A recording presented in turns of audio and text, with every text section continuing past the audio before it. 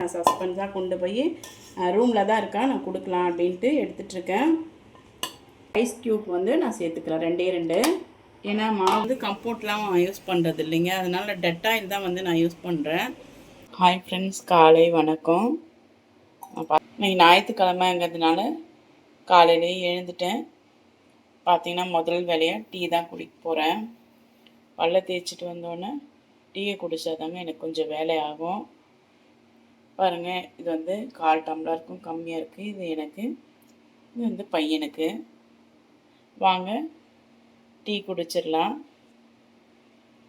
காலையிலேயே பார்த்தீங்கன்னா துணி போட்டாச்சு. நான் வந்து கம்போர்ட்லாம் யூஸ் பண்ணுறது இல்லைங்க, அதனால் டெட்டாயில் தான் வந்து நான் யூஸ் பண்ணுறேன். எப்பவுமே டெட்டாயில் வந்து துணி துவைக்கும் போது ஒரு முடி 1.5 முடி அப்படி போட்டுருவேன். அதை தான் இப்போ ஒரு வாட்டி துணி போட்டு எடுத்துட்டேன். 2வது வாட்டி நான் வந்து ஒரு வாரத்துக்கு ஒரு வாட்டி தான் மிஷினில் துணி போட்டு எடுக்கிறது. துணி பார்த்திங்கன்னா போட்டாச்சு, டெட்டாயிலும் ஊற்றியாச்சு. இப்போ மிஷின் ஆன் பண்ணிடலாம்.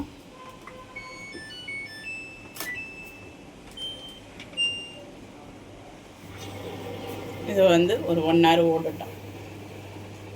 இன்றைக்கி வந்து பார்த்திங்கன்னா சண்டே வந்து காலை டிஃபன் என்னன்னு பார்த்தீங்கன்னா சர்க்கரை பொங்கல் தான் பண்ண போகிறேன். இன்றைக்கி நான்வெஜ் எதுவும் கிடையாது, சண்டே அதுமா நான்வெஜ் எதுவும் நான் பண்ணலை. அதனால் வந்து சர்க்கரை பொங்கல் வந்து பண்ணலான்னு சொல்லிவிட்டு அரிசியும் பருப்பும் கழுவி சர்க்கரை பொங்கலுக்கு கழுவி போட்டிருக்கேங்க. நல்லா கொதிச்சிட்ருக்கு.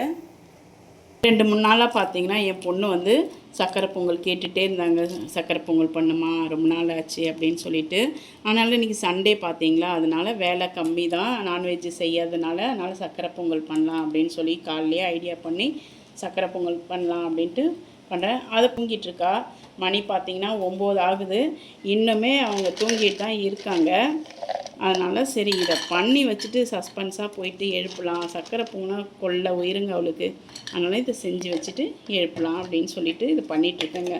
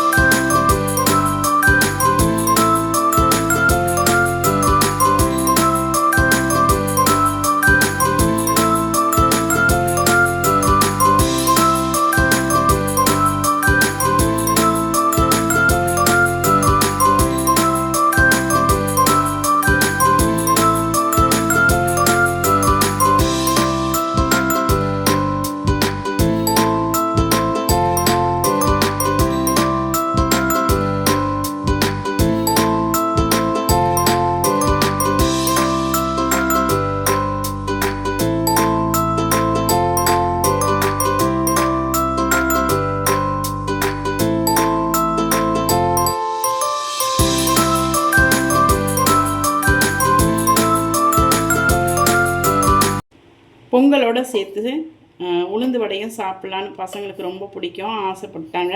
அதனால் வந்து பார்த்திங்கன்னா உளுந்து வந்து ஒரு டம்ளர் எடுத்து ஊற வச்சு 1 மணி நேரம் ஆகுது. நம்ம மிக்ஸி ஜாரில் சேர்த்து நல்லா வடைக்கு நல்லா உளுந்து மாவு ஆட்டிட்டு வந்துடலாம். இந்த உளுந்து கூட பார்த்திங்கன்னா 2 ஐஸ் க்யூப் வந்து நான் சேர்த்துக்கிறேன், 2. ஏன்னா மாவு வந்து நல்லா பந்து போல் வரணும். அதே மாதிரி மிக்ஸி ஜார் சூடாகாமையும் இருக்கிறதுக்காக 2 ஐஸ் க்யூப் சேர்த்துருக்கேன். இதை வந்து நைஸாக அரைச்சி எடுத்துக்கிறேன். உளுந்து மாவு பார்த்திங்கன்னா நல்லா நைஸாக ஆட்டியாச்சு. வடைக்கு வந்து ஆட்டிட்டோம்.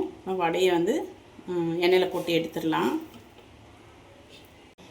இப்போ உளுந்து மாவு நல்லா ஆட்டி இந்த அளவுக்கு நைஸாக நம்ம வந்து பந்து போல் ஆட்டிக்க வேண்டியதுதான். இப்போ இதில் வந்து ஒரு 2 ஸ்பூன் அளவுக்கு அரிசி மாவு சேர்த்துக்கலாம். ஏன்னா வடை வந்து நல்லா மொறுமொறுப்பாக வரத்துக்காக. இதுலேயே வந்து பார்த்திங்கன்னா சால்ட்டும் சேர்த்துடலாம்.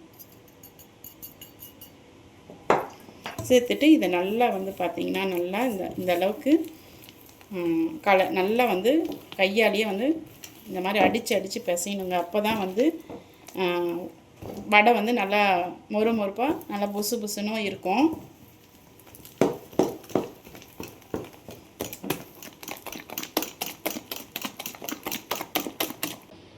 இப்போ மாவு வந்து நல்லா மிக்ஸ் பண்ணியாச்சு வடை மாவு.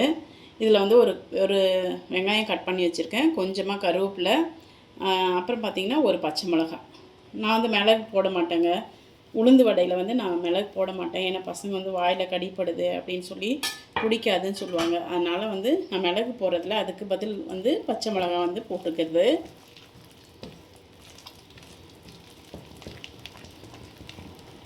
இதையுமே நல்லா ஒரு மிக்ஸ் பண்ணிவிட்டு எண்ணெயில் வடை போடுறதுக்கு ஆரம்பிச்சிடலாம்.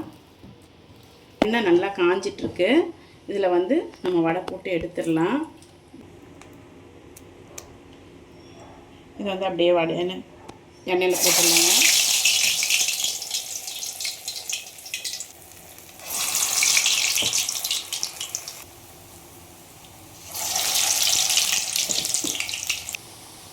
ஒரு பக்கம் வடை வெந்துருச்சுங்க, நம்ம திருப்பி விட்டுடலாம்.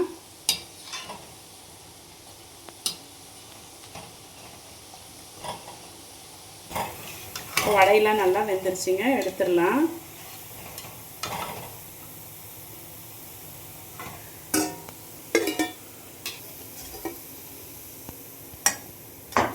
இப்போ பார்த்திங்கன்னா வடையும் போட்டு எடுத்துட்டோம், பொங்கலும் செஞ்சு முடிச்சாச்சு. இப்போ என் பொண்ணும் எழுந்து ஒரு அரை மணி நேரம் ஆகிடுச்சு. அவள் பல்லெல்லாம் தேய்ச்சிட்டு வந்து ரெடியாக இருக்கா. நான் சஸ்பென்ஸாக கொண்டு போய் ரூமில் தான் இருக்கா, நான் கொடுக்கலாம் அப்படின்ட்டு எடுத்துகிட்ருக்கேன். என் பொண்ணுக்கு வந்து பார்த்திங்கன்னா இந்த மாதிரி இங்கே பாருங்கள், இந்த மாதிரி கொஞ்சம் லிக்விடாக இருந்தால் தான் பிடிக்கும் அவளுக்கு. அப்போ தான் எடுத்து ஸ்பூனில் எடுத்து சாப்பிட்றதுக்கு நல்லாயிருக்கும் அப்படின்னு சொல்லுவாள். அதனால் நான் எப்பயுமே பொங்கல் செஞ்சால் கொஞ்சம் இந்த மாதிரி லிக்விடாக தான் செய்வேன். என்னடா இது லிக்விடாக இருக்குது அப்படின்னு நினைக்காதீங்க. அப்புறம் வடை பார்த்திங்கன்னா மசால் வடை தாங்க பிடிக்கும். நான் வந்து இந்த வடை காலையில் கொஞ்சம் ஈஸியாக இருக்குமே அப்படின்னு சொல்லிவிட்டு இந்த வடையை நான் செஞ்சுட்டேன்.